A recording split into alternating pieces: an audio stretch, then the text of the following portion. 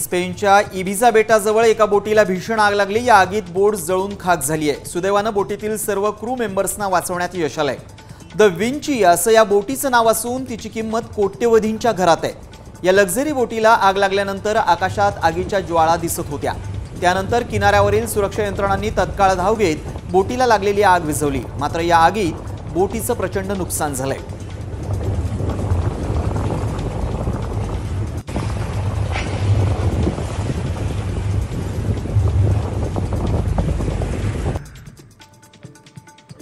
Donald Trump यांनी भारतावर 50% tariff लावलाय, तेव्हा अमेरिकेवर टीका करणाऱ्या चीनकडे मोदी सरकार आशेनं पाहू लागलं होतं।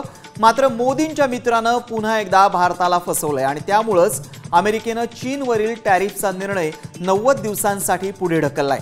अमेरिकेच्या या निर्णयामुळे अमेरिकेचा खरा मित्र कोण अशी चर्चा आता सुरू झाली आहे। ऑपरेशन सिंदूर आता isakal.com आहे देशातील नंबर 1 ची मराठी न्यूज वेबसाईट। प्रत्येक अपडेटसाठी isakal.com ला नक्की भेट द्या। मध्ये पाकिस्तानचं मोठं नुकसान झालंय। पाकिस्तानची 5 लढाऊ विमानं भारतानं पाडली आणि 9 दहशतवादी तळांना आम्ही लक्ष्य केलं, अशी माहिती air chief marshal AP Singh यांनी दिली आहे।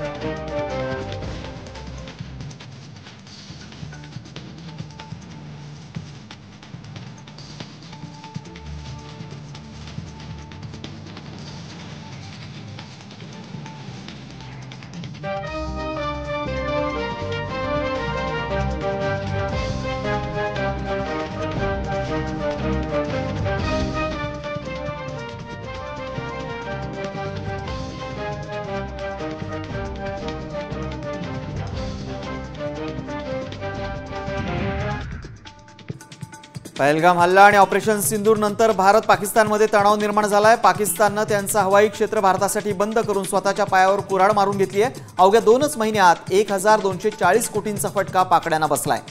पाकिस्तानी वृत्तपत्रानंच हे आकडे समोर आणलेत।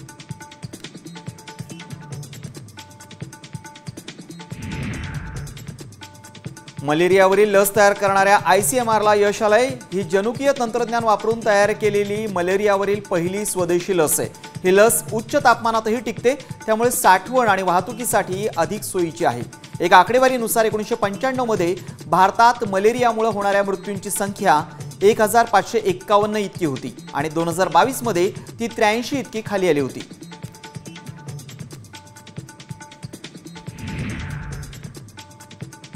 पहलगाम हल्ल्याच्या 3 महिन्यानंतर देखील काश्मीरमधील पर्यटन अजूनही पूर्वपदावर आलेलं नाही। श्रीनगरमधील दल लेक हा नेहमी पर्यटकांनी गजबजलेला असायचा, मात्र हल्ला झाल्यानंतर पर्यटकांनी त्याकडे पाठ फिरवली आहे। त्यामुळे शिकारा नावाच्या होड्यांचा व्यवसाय ठप्प झालाय।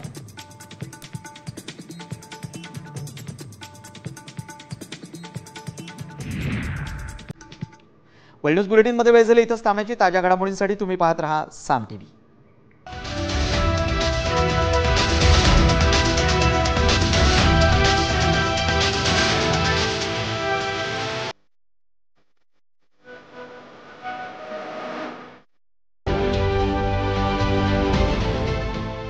देश विदेशातील प्रत्येक घडामोडींचे लाईव्ह अपडेट मिळवण्यासाठी आता साम टीव्हीच्या सर्व सोशल मीडिया प्लॅटफॉर्मला लाईक, फॉलो आणि सबस्क्राइब करा। तसंच सर्व नोटिफिकेशनसाठी बेल आयकॉन प्रेस करायला विसरू नका।